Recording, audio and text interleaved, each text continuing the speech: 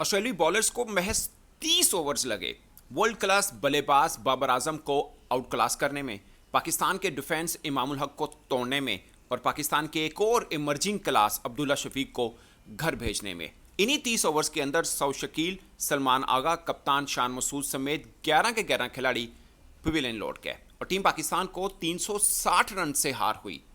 360 run से हार हुई। अभी ऑस्ट्रेलियाई बल्लेबाज 20 आउट नहीं हुए हैं जो कि किसी भी टीम को हराने के लिए होते, और ये हाल है पर्थ का, और ये हाल है पाकिस्तान की world class inverted coma world class bowling का, और ये हाल है उस टीम का जिसके कोचिस, जिसके खिलाड़ी ये कहते रहे हैं कि ऑस्ट्रेलिया को पता लगेगा कि अब ये नई टीम आई है, एक नए माइंडसेट के साथ आई है। ये हाल है उस टीम का जो कहती है कि वर्ल्ड कप से जो नाराज शायकीन हैं उनको मनाने का ये तरीका है हमारे पास कि हम ऑस्ट्रेलिया के अंदर ऑस्ट्रेलिया को टफ टाइम देंगे, उनको हरा भी सकते हैं, और अगर हम ऑस्ट्रेलिया को हराते हैं तो ये अपसेट नहीं होगा। मगर पर्थ की वो पिच जहां पर ऑस्ट्रेलिया ने अपने पहली बैटिंग के अंदर लगभग 500 रन किए और दूसरी बैटिंग में महज उनके 5 बल्लेबाज ही आउट हुए, उन्होंने वहां पर पाकिस्तान को 360 रन से हराया है। और मुझे लगता है कि अगर वो फॉलो ऑन करा देते तो शायद एक इनिंग से हम हार जाते। अगेन ये 360 रन भी किसी एक इनिंग से कम नहीं है। पाकिस्तान को एक और बारी मिले शायद 360 रन उस एक बारी में भी इस पिच के ऊपर और इस कंडीशन के साथ शायद ना कर पाए। आई एम सॉरी टू से, but this is what the reality is actually. और सब दावे रहे, महज बातें रहीं, महज प्रेस कॉन्फ्रेंस में एक बड़े बड़े जिसे बोलते हैं ना दावे जो हम पहले से करते आ रहे हैं वही रहे हैं, मगर रियलिटी में प्रैक्टिकल में ऐसा कुछ नहीं हुआ है। और वो क्लास जो हम बात करते हैं कि अब्दुल्ला शफीक जो हैं वो नेक्स्ट बाबर आजम है, मे बी बाबर आजम से भी बड़ी क्लास है। इमामुल हक का डिफेंस तोड़ना कोई आसान काम नहीं है। कप्तान शान मसूद इंग्लिश काउंटी में बड़ी अच्छी फॉर्म के साथ आए, इधर भी कुछ शायद कर पाएंगे। सलमान आगा हमारे एक अच्छे ऑलराउंडर हैं। फ़हीम अशरफ हमें पाकिस्तान के बेन स्टॉक हैं, और शाहीन अफरीदी ईगल जब ऊंची उड़ान उड़ेंगे तो लग पता जाएगा। और मुझे लगता है कि कहीं पर भी कुछ नहीं मिला पाकिस्तान को, कोई एक एंगल भी पाकिस्तान के हक में नहीं गया है।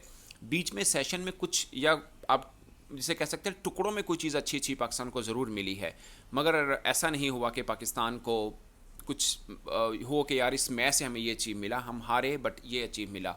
ना हमारा माइंडसेट हमें नया मिला, ना हमें वो चीज़ नहीं मिली कि हम ऑस्ट्रेलिया कंडीशन में जाकर खेल रहे हैं जो माजी में हम करते रहे, पर्थ पे आज वैसा ही हुआ। और ना हमें कोई एक चीज़ अच्छी मिली कि ये नया बॉलर या नया बैटर हमें मिल चुका। अगरचे आमिर जमाल थोड़ा एक्सेप्शनल आप कह सकते हैं कि पहली इनिंग में अच्छी बॉलिंग की, दूसरे में कुछ स्पेल खुरम शहजाद के, खैर पहले में भी कुछ अच्छे रहे, मगर ये अच्छा तभी अच्छा होता है जब आपको जीत दिलवाए, तभी होता है। आप एक दो विकेटों के ऊपर, एक दो अच्छे स्पेल के ऊपर आप बहुत बड़ा नाम दे नहीं सकते हैं, बट अनफॉर्चुनेटली पाकिस्तान में ऐसा ही होता रहा। बट फिर भी आई विल से कि दोनों का डेब्यू था और अच्छा उन्होंने बॉलिंग की एज़ कम्पेयर टू सीनियर। अगर हम देखें जैसे फ़हीम अशरफ हैं और इवन के शाहीन अफरीदी भी हैं, मुझे लगता है कि शाहीन अफरीदी वो ईगल नहीं बन पा रहे हैं जो उन पर उम्मीद है, क्योंकि वो बड़े बॉलर हैं, उनके ऊपर टीम बैंक कर रही है। मगर ऑल टुगेदर सभी के सभी इस हार के ज़िम्मेदार हैं। और मुझे लगता है कि जो मैंने कल भी व्लॉग किया कि ये पाकिस्तान के लिए मोस्ट एक्सपेक्टेड था। और जब पाकिस्तान की टीम पाकिस्तान में ही थी, बल्कि जब पाकिस्तान की टीम वर्ल्ड कप में हार रही थी, उस वक्त भी मैंने यही बात की थी कि अगला टूर वर्ल्ड कप से भी ज़्यादा टफ है, क्योंकि यहाँ पर बहुत बातें होंगी कि पाकिस्तान ऑस्ट्रेलिया जा रहा है, कम से कम हारे, मगर मतलब किसी बात से हारे, ऐसे मतलब हारे कि बस शर्मिंदगी हो कि क्या पाकिस्तान खेल रहा है, मगर ये एक्सपेक्टेड है। अनफॉर्चुनेटली हमें अभी भी हम वहीं पे खड़े हैं जहाँ पे पहले थे। यही ऑस्ट्रेलिया जब पाकिस्तान में आई थी तब हमने बैटिंग ट्रैक बना दिए थे, हमें डर लग रहा था कि उनके स्पिनर्स हमें ना फंसा दें। आप पाकिस्तान के अंदर रहकर ऑस्ट्रेलिया स्पिनर से डर रहे थे, तो नेथन लॉयन आपको वहाँ चिपके हैं, आपको पर्थ की पिच के ऊपर चिपके हैं, तो आपका डर ठीक था, मतलब आप गलत नहीं थे, आप सही थे। हम ऐसे ही बोल रहे थे कि यार आपने बैटिंग पैराडाइज विकेट क्यों बना दी है। तो पर्थ की पिच के ऊपर जो स्पिनर तंग कर रहा है, ऑफ कोर्स वो आपको पाकिस्तान के अंदर स्पिन ट्रैक के ऊपर भी करेगा, बट पॉइंट इज़ कि अच्छा स्पिनर या अच्छा खिलाड़ी कहीं पर भी अच्छा है, तो इस बात को हमें मानना है। और पाकिस्तान बगैर किसी स्पिनर के गया, अब इधर से मिला गया पाकिस्तान को पर्थ में, जो पाकिस्तान को कुछ एडवांटेज मिले कि हम उम्मीद रखें कि मेलबर्न के अंदर या सिडनी में हमारा कुछ जादू चल पाए। अब ये अच्छा खेले, बैड लक हुई और ये चीज़ वहाँ पे हो मेलबर्न में, तो शायद हम जीत पाएँ। ऐसा कोई पॉइंट मिल नहीं रहा है, मुझे एटलीस्ट नहीं मिल रहा है कि हमें लगे कि कुछ ऐसा हो। आज आके वही पॉइंट है कि जो नहीं खेला उस पर उम्मीदें हैं कि यार वसीम जूनियर खेल लेता, हसन अली खेल लेता, अबरार अगर फिट होते तो शायद कंडीशन डिफरेंट होती। आई डोंट थिंक सो, ये होंगे भी, मुझे नहीं लगता कि कोई डिफरेंट स्टोरी बनेगी। आई विश कि मैं गलत साबित हूँ, बट मुझे लगता है कि यही होगा। बहुत से लोग बात कर रहे होंगे हमारे नसीम शाह नहीं है, हमारे हारिस रऊफ खुद नहीं गए हैं, और हमारे मेन स्ट्रीम बॉलर नहीं हैं। अगेन मुझे लगता है कि वो भी होते तो कहानी शायद हार का मार्जिन डिफरेंट होता, बट हार हार ही होता, शायद मुझे लगता है कि हार ही होता। बट अगेन ये वो चीज़ें हैं जो है ही नहीं है, तो उसको हम विजुलाइज करें क्यों।